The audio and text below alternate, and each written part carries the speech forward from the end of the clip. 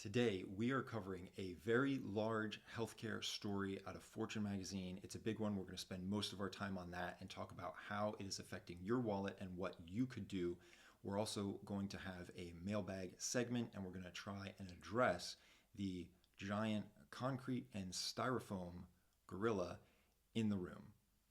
This is The Will Whiten Show.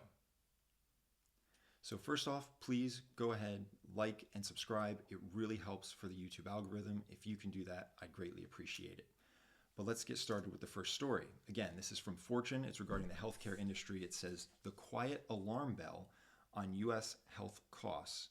Employers are backed into a corner and workers are paying the price.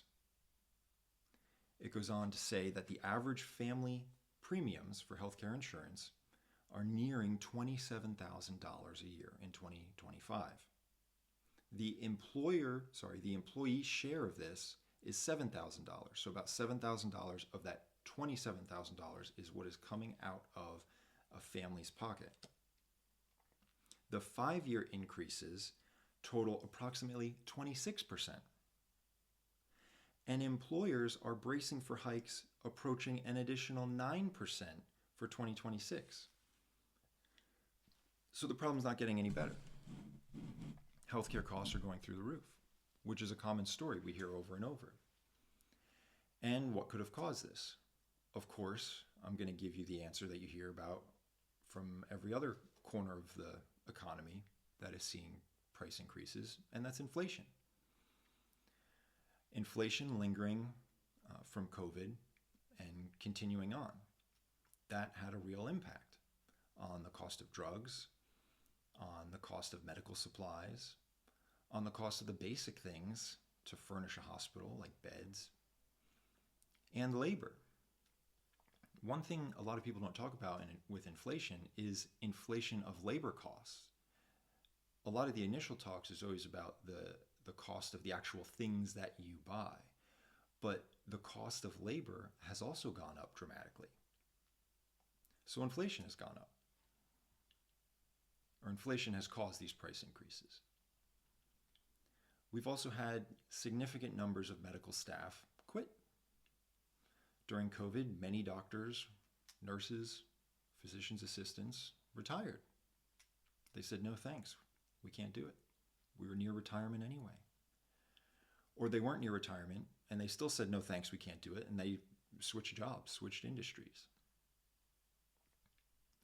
In addition to that, we've had increasing medical demand from additional population. We've had intense immigration over the last several years.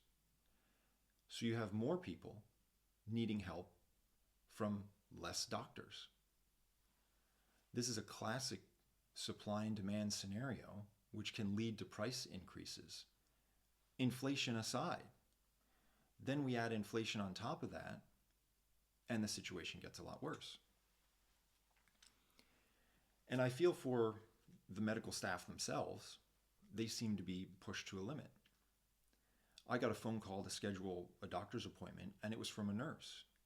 It wasn't from some sort of front desk receptionist.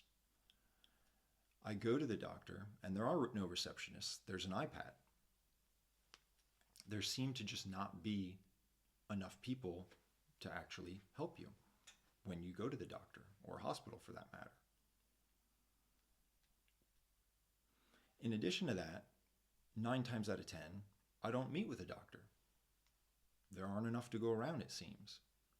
I'll meet with a physician's assistant or nurse practitioner. And no knock on their training, but they don't train for the same amount of time or depth. I had moved to a different town and needed a doctor, needed to establish primary care. I found a practice from a very well-known, this is a national name. If I were to tell you the name, it is a national name, a healthcare facility tied to a university, a major university. There are 8 doctors at the practice. 6 were not accepting new patients. Only 2 were accepting new patients. I got on the list for one of the two that was accepting new patients and was told that my initial onboarding, I'll call it, I don't think that's what it's called, but I'll call it onboarding appointment, was going to be in 5 months. This doctor that says, yes, I'm accepting patients, did not have a free moment in their schedule to sit down with me so that I could get onboarded onto the practice until 5 months from when I reached out. Once I was connected with this doctor, now I'm part of the practice. I feel like I'm in the club. Now I could maybe get some medical care. I did get sick, and it was probably just some sort of flu, but it was lingering for a bit.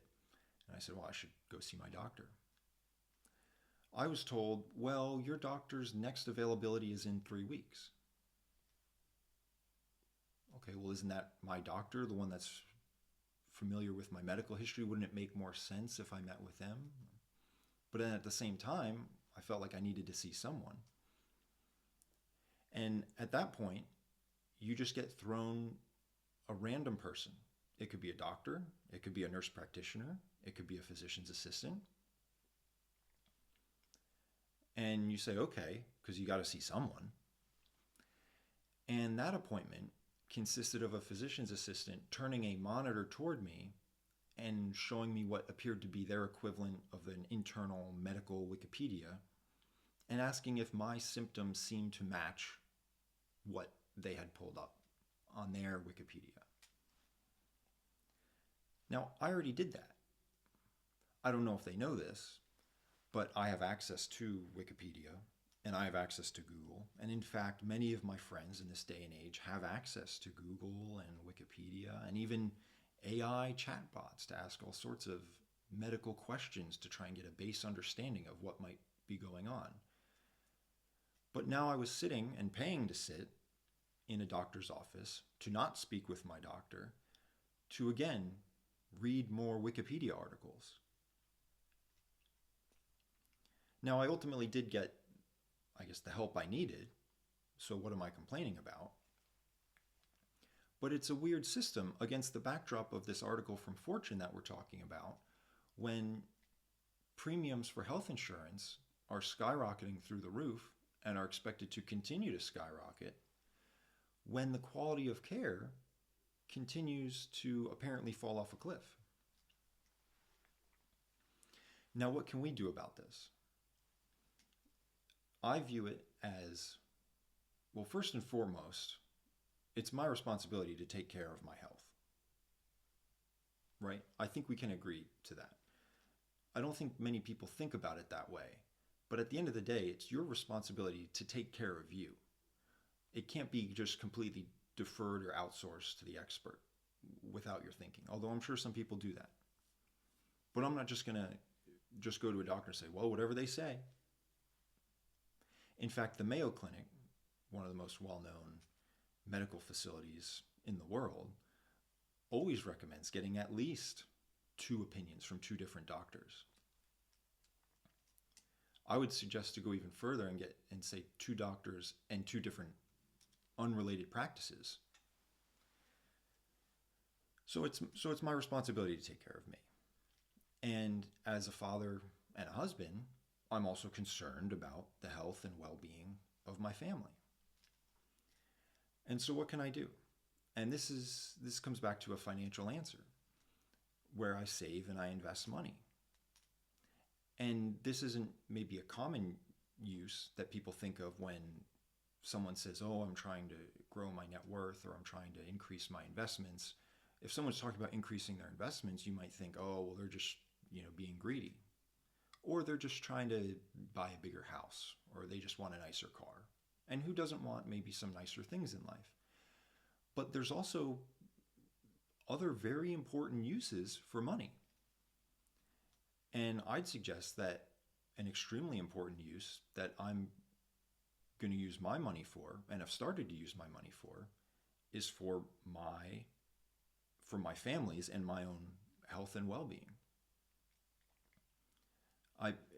I find it a complete necessity to try and grow my bank account such that I can make sure that I can try and give my family the best shot at having the best available medical care.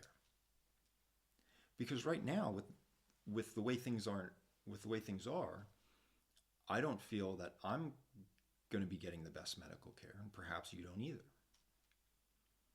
And so what do I do? So I pile up money, and how do I then use that to get better health care? Well, what I've tried, and who knows, maybe I'll change my mind, and maybe I'll be singing a different tune in a year after I try this more. But there's something called direct primary care. There's a fancier name for it. It's called concierge medicine. And there's a wide variety of prices that you can pay for this depending on what the doctor that you partner with offers. But in direct primary care, it's very complicated, so I'm going to try and break it down. When you go to a direct primary care provider, there's you, and then there's the doctor. That's it. Actually, it wasn't that complicated. It's you and the doctor. They don't take insurance, and the doctor actually lists the prices of the services they offer, of the medicine they offer, of the procedures or labs that they can run for you. They list the prices. They list it on their website. Before I signed up, I got to see the prices. And I pay out of pocket. I remember being told by a doctor, this was 6 years ago, that I might need an MRI. And I called so many numbers associated with this medical practice to try and find out what the cost was. And I never got an answer. Not the billing department, not any sort of accounting department, not the doctor themselves, not the front desk, not the nurses, not the customer support line. No one could tell me what an MRI would cost. What's the total? What is it? What are you going to send to my insurance? I can talk to my insurance and see what they're going to cover. I want to be conscious about what I'm spending. I want to take care of my health, but I want to know what it's going to cost. I never got an answer. But at least in the direct primary care world, and at least with the one that I'm trying, I have an answer. I have an answer before I signed up. I had answers on what it would cost. And I'll explain it a bit more. I got partnered with a doctor, and they were accepting new patients. Great, you've heard this story before. And they were able to see me within 3 weeks for the initial onboarding appointment. I had a blood test, which I was charged $75 for. It ended up being the most comprehensive blood test I've ever had. I then sat down with the doctor, and they went through every aspect of the test, sat with me for an hour, and went through all of the numbers. This number looks good. This number, this means this. This is good. This number references that. This is good. And they made meaningful recommendations, which I took action on, and I feel better because of it. Well, that sounds great. And that's not something I've had in the traditional medical care system. In addition to that, the doctor, there's an app where I can essentially text them, and they'll get back to me most of the time same day, but usually within 24 hours. The doctor, not a nurse, not a gatekeeper, not whoever's left on the front desk staff. The doctor themselves will reply back to me, someone that has my medical history. That was another thing. When I went to sit down with the doctor, I had provided my medical records. They read them all. They read through my entire medical record before I sat down with them. In addition to that, this doctor will do house calls for no extra cost. And I can even call them off hours. There is a catch. When calling off hours, there's a $50 fee if I call them off hours. To have this service, there's a monthly fee, it's a subscription model, and it's less than $1,000 a year per person. Less than $1,000 a year. Now that sounds a lot better than $7,000 a year to wait in long lines, to not see your doctor, to not get great answers, to just be shown a Wikipedia article in the exam room. That sounds like a good trade-off. Now I understand going through, it's not a perfect example because going through a direct primary care provider, that doesn't cover hospital visits. But isn't this a better approach? If I have a paint chip on my car or something small, right? The equivalent, or if I go get an oil change, let's go with that. If I get an oil change, the equivalent of an annual checkup with your physician, if I take my car in for an oil change, I don't put that through insurance. That is just a preventative, a maintenance type thing, what should be a low cost thing. If there's a big catastrophic accident, I could put that through auto insurance. In other words, if I were to have a large medical event and had to go to the hospital, I can put that through medical insurance.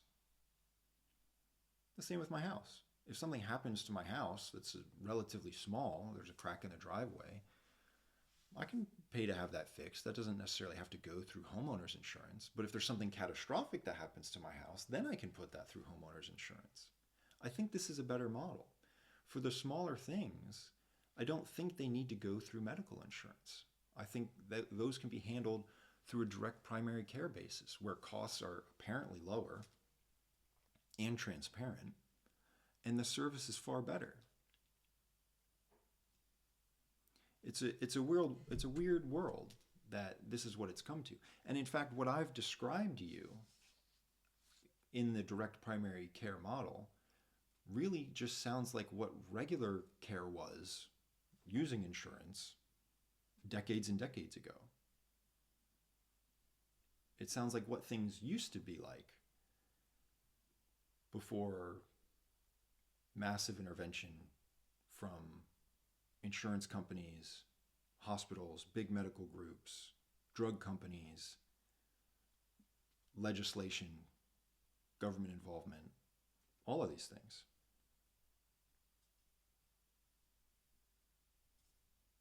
So that's the healthcare story. The article finishes on a high note.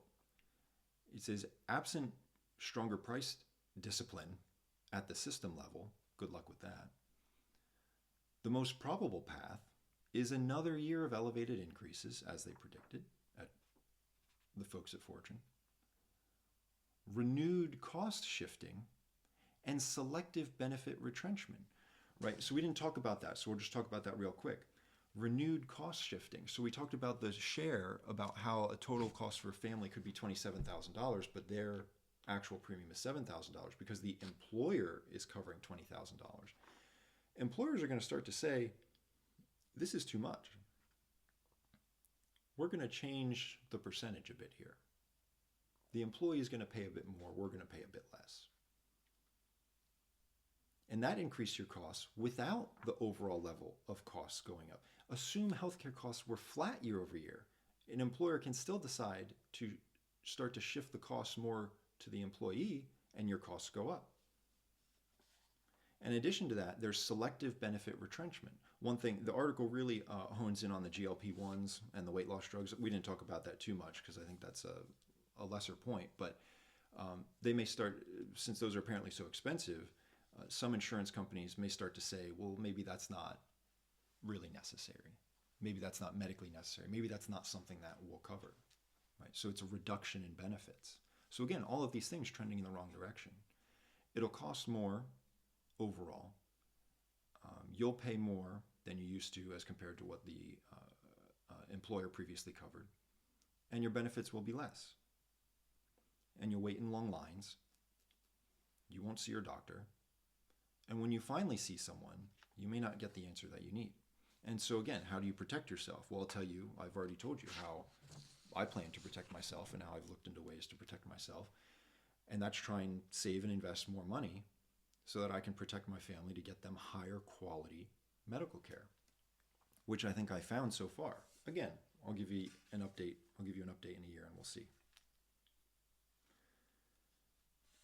Enough about the healthcare story. We'll get to the mailbag here. So I've had a couple of these longer form videos. I'm going to try and keep up with this. And I got a couple comments from friends and family about these so far. And a lot of it is referring to, like I said, the concrete and styrofoam gorilla behind me. And the first comment was, blink twice if you need to be rescued. I didn't blink twice yet. Another comment was, in one of my videos, I had mentioned being in a bunker, or if I thought it was time to go to a bunker, I would tell people. But apparently I am already in a bunker.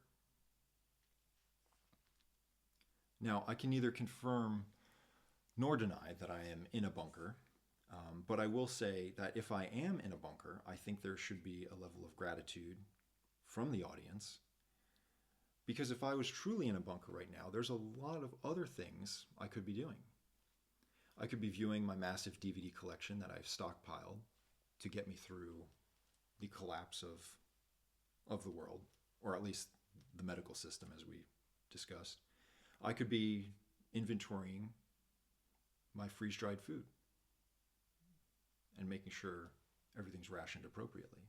But instead, I am taking the time to scour the most important business news stories, share them with you, and share how they will impact you and what you could possibly do about it, and certainly what I'm doing about it. And on that note, I may just go inventory my freeze-dried food. Have a good night.